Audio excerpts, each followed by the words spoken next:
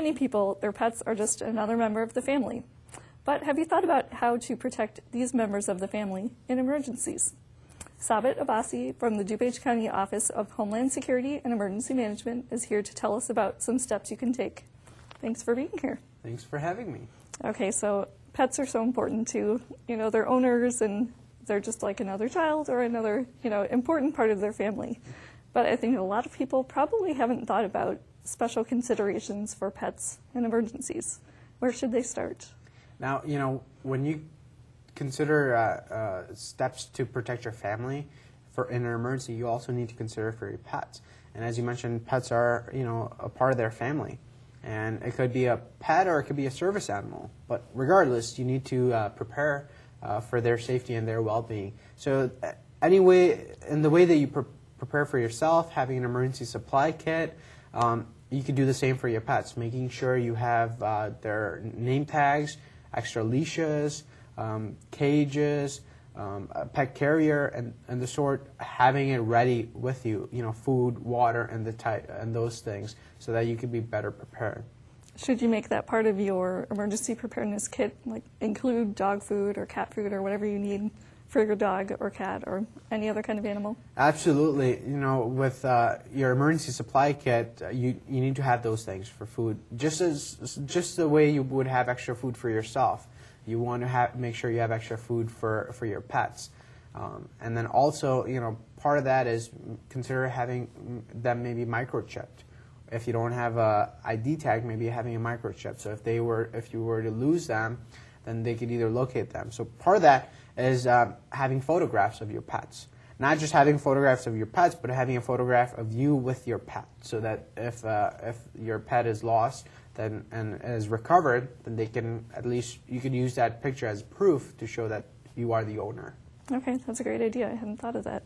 Now, if there's some sort of emergency where you needed to evacuate, see there's a tornado comes through and houses in the area are leveled, and afterwards you need to get out. If you need to evacuate, what do you do with your pet? Now, typically in a shelter, pets aren't allowed. However, there are places where you can definitely take your pets. There are some pet-friendly hotels that you can pre-arrange and ahead of time find out where the pet-friendly hotels are in your area, and maybe make arrangements with them, or even your family and friends. I know some of my friends who have pets, when they go out of town, they'll let me know, so that way either I can take care of their pet or just be aware that they're out of town, and that I have the right contact information for them if something were to happen.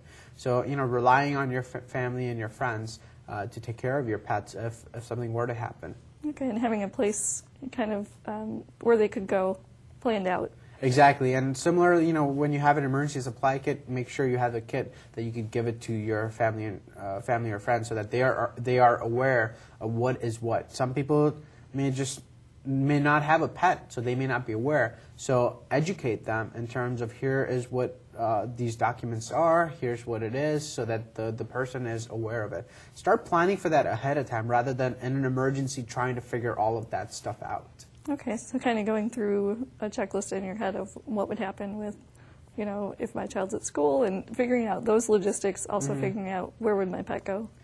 Absolutely. It could just be a simple thing as, as a traffic accident or something where you're late, or if you're delayed, making sure your pet has food. I know some of my friends who've got pets, their pets are fed at the same time, almost every day, so making sure that's consistent. Mm-hmm. Maybe calling someone who's in a nearby town. If something happened to me, would you be able to take my pet, or making those arrangements ahead of time? Okay. Are there other resources for maybe special needs your pets might have? Some places where people could go for ideas of what they might need to think about? Now, if residents visit our website, protectdupage.org, we've got some resources there where residents can find information. As I mentioned, hotels. So we'll have a link on there where they could find information on nearby hotels. And we'll have information about microchipping, what that is. Some people may not understand what it is, what the benefits are, and so that's a great resource for people to follow. Follow us online at protectdupage.org. And would your veterinarian also be a good resource Absolutely. Talking to your veterinarian, finding out if they know of any places where pets can where you could take your pets, and then anything else. Making sure you have their contact information. So in an emergency, you have your vet's contact information, and the nearest emergency veterinarian hospital that you can take that is open in case of an emergency. You could take your pet there. Are there any other considerations that you think people should think of beforehand, kind of plan through in case of an emergency? The other thing to consider is, as we talked about family and friends, just having a buddy system with that. Knowing where you're going, when you're going, and where your pets are, that way your friends can know. And if anything happens, they can come back and help you out with it. Okay. And another thing I wanted to mention, I know Wheaton participates in Smart 911. Isn't there also a way you can enter pet information so emergency responders can know if you have pets or anything? Yeah, that would be something that the veterinarian will be able to find out and see if they have a database. It's similar to microchipping, where they have a database where you can enter your pet's information, including photos and the sort. Okay. So if, in case of an emergency, you can find that out. Okay, great. Well, I really appreciate you coming and sharing this information so people can think ahead and be prepared for their pets as well as their family. Thank you.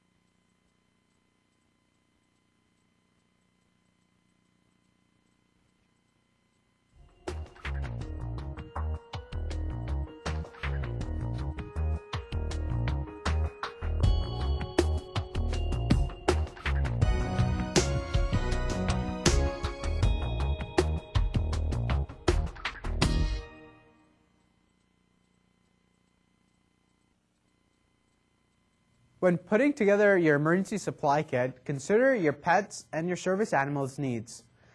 For more information, visit our website at protectdupage.org.